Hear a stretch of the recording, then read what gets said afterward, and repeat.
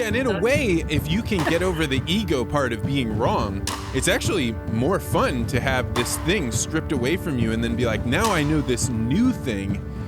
You know, I had like the weirdest paradox happen a few months ago. I had been hired to address a college scientific group. And they said, "Oh, we're so excited. We want you to talk about it." And we got it all signed up. We did the contract. Everything was ready. And then a few days before they go to print the material and send it out, the administrator, who'd not been involved in it at all, wrote me and said, I see in your title, you're using the phrase Steelmanning. And, you know, with a more gender inclusive language, this feels uncomfortable to a lot of people. So I'm wondering if we could call it a different term other than Steelmanning. And the reason this is a paradox is because now I have to actually take the time to steelman the argument against the idea that I should change the name of Steelmanning. What would you have done? What would I have done? Well, I would have said it's called Steelmanning because it's the opposite of straw manning. And if people recognize the idea of a straw man argument, then this is a starting point for a different way of thinking about it. So, yeah, it's a tricky one because a lot of these things are very much about context, I think. That there are contexts where you want to say you're wrong to be concerned about this because you're missing the point of what this is about. And I think quite often now things about language, people get upset about a word because they assume that it's connected with another word, but actually it isn't. It comes from a completely different root. But then there also comes a point where if something's going to be an obstacle to the subject you want to talk about, then is it worth having an argument about? So if they're really, really upset about steel manning, then, and you can think of another word that says the same thing, then, you know, then maybe call it something else. But then it's in itself perhaps an interesting topic to raise, to say, I was originally going to call it this, and I was asked to change it because of this perception, and what do people think? And, you know, does it matter if you hear a word that doesn't normally include you? And why do you think that? It was interesting actually, because I've just had the radio series on BBC on Radio 4 called Steelmanning, and that was, we originally called it that. Radio works very, very slowly in terms of commissioning. So we called it that, and that was a follow-up to an earlier series I did called How to Disagree, a beginner's guide to better arguments. But we particularly wanted to use, you know, the technique, which we can go and talk about, the Steelmanning technique. So we called it that, and then it went up, and then the word came back down. It's like we're not sure about the title, and actually it was just because they didn't think people would know what it was about. They said, is there another title that will explain more what it's about? And so we came up with a different title. And then the controller of Radio 4 came back and went, no, actually, I really liked the title because I thought it was kind of intriguing. So we went back to it. But yeah, I mean, it's obviously, it's not saying only men can have arguments, is it? It's saying there's this old idea of a straw man where you build a straw figure, which is really weak, and argue against that. And you can, you know, like, you must have the Three Little Pigs story. That's not just a unique. Yes, of course. Yeah. Yeah. So well, I don't know. Sometimes I talk about things and they go like, no, this is a weird British thing. We do not have that here.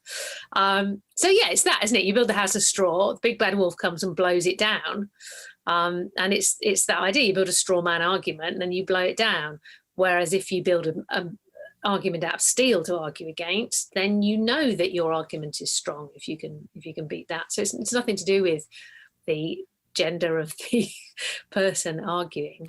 I really struggled with it. So at first I felt that emotional kind of like F you, right? Like, I have precise language. This is what we agreed on. And then I had a friend that I brought it up to like my small network of people and said, what do you guys think of this? And my friend was like, well, if you go look at the Google, that whatever that graph is where you put in a word and you see what its usage is, right? Yeah. And he was like, it is relatively new. So you're not actually talking about a term that's been, endemic in the world. But the challenge that I ran up against, and the reason I eventually said, this is the title, and if you don't want it, then that's okay. But this is what we agreed to. I just will back out, was that every term I tried to use that would replace that would lead people further away from the ideas that would help them learn how to do this. And Steelmanning is actually difficult to do. Like, it is one of those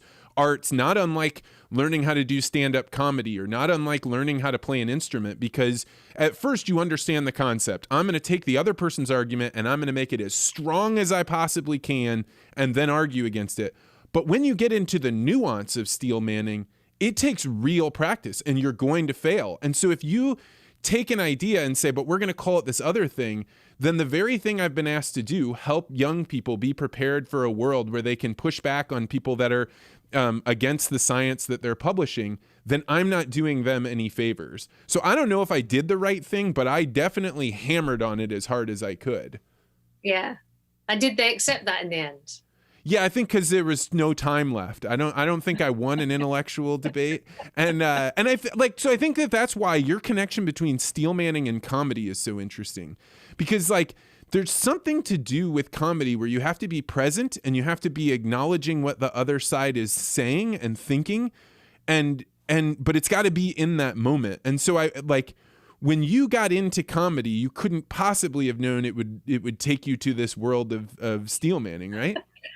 No. I mean, no, it's gotten me all sorts of things. It also kind of led in a roundabout way to me going back and studying maths and statistics. And I'm now a graduate statistician. I would never have foreseen any of that. But no, I mean, I got into comedy, I think, because the bug got me and I wanted to try it. And then I found that people laughed at me and I couldn't stop. And, basically, I think similar to a lot of people. But that's really perceptive what you said about you have to be present and you have to acknowledge. Because I think a lot of people, when they start out in comedy, they think that the important thing is to write funny jokes. Now, obviously, you need funny jokes. You can't get away with indefinitely being on a stage as a comedian and not having funny jokes. But actually, that's not the most important thing. The most important thing is the rapport between you and the audience, the relationship between you and the audience. And a lot of that depends not just on you projecting yourself and coming on with an air of, I'm here, I'm funny, I'm really charismatic, you should listen to me. But actually, exactly what you just said, acknowledging what is happening in the room. Because sometimes you will misjudge something and you'll make a joke or something that it goes a bit far, maybe for that particular audience, or maybe something else has happened in the room with that audience that you're not aware of. And so something that you thought was a little light joke actually turns out to hit a nerve, or you just misjudge the mood. There's a lot of variation between live audiences. I've seen a lot of comics who, like me, started off there were a lot of comedy clubs in London with quite similar audiences, city audiences, quite politically soft left, liberal. So would tend to agree on things, and often the comics would be from the same background. And so I've got this wonderful actor who loves it, la la la. And then you go out of London, maybe only a few miles to a small market town, and you do the same jokes, and people are sitting there going, well, we don't find that funny at all. I remember a night it was after an election night in the UK, and the Labour Party, which is, the left party, roughly, had just won. And so everyone in London, everyone in Islington, North London was terribly happy. And we went out to this, again, it's a market town, not that far out of London. And I just thought, I am not going to assume that all the people in this town voted for the Labour government, because they're quite different people. And the comedian before me went on and was all this, isn't it great? Labour have won. Like, it's really frosty. Like, yeah, you can't assume that everyone thinks the same. So anyway, sorry, to come back from what you were saying. So that ability to actually listen and sense and see what's going on for the other people, I think is just as important as being able to write funny things. And the ability to acknowledge it, the ability to go, and I would have ended up talking to myself in the audience's voice. I used to I made jokes about, some jokes about the royal family, and that would always be a bit like, are they going to come with me on this, or are they going to be a bit offended? And I would end up going, no, Timandra, we're all monarchists and we're going to take you outside and chop off your head. And that would be fine. And then they would go, okay, all right, we can see that you read the room.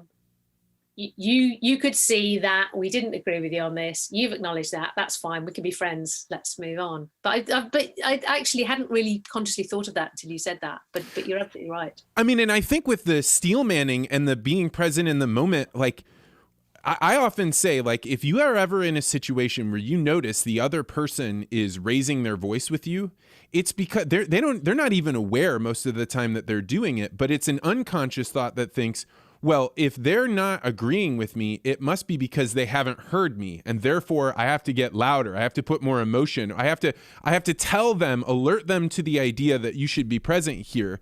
And that Steelmanning allows people to feel like, okay, this guy actually really does know my point of view. And so I don't have to fight through to get to make sure that they understand what I'm saying. And I've never thought about it in this comedian way, because but having that feeling and that rapport with the room is the exact same thing. If you're going to change anybody's mind, you're not going to do it if you don't have rapport. Yeah, exactly. You're not going to change their mind by just talking louder. I mean, this is like, yeah, it's famously the thing the English are meant to be really guilty of is traveling around the world, possibly to countries that we've invaded in the past, and not speaking the local language.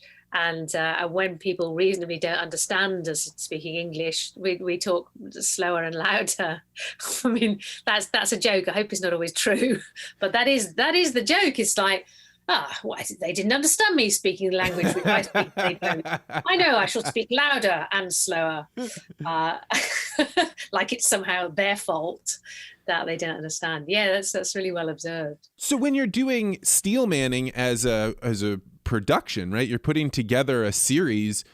The challenge is that you're doing this over a long period of time, and like you likely don't have a moment, or maybe you do, where you're like, oh, my mind's been totally blown about this, right? Like you come at it slowly. What was it like to try and translate the idea of Steelmanning into something that takes a long time to put together?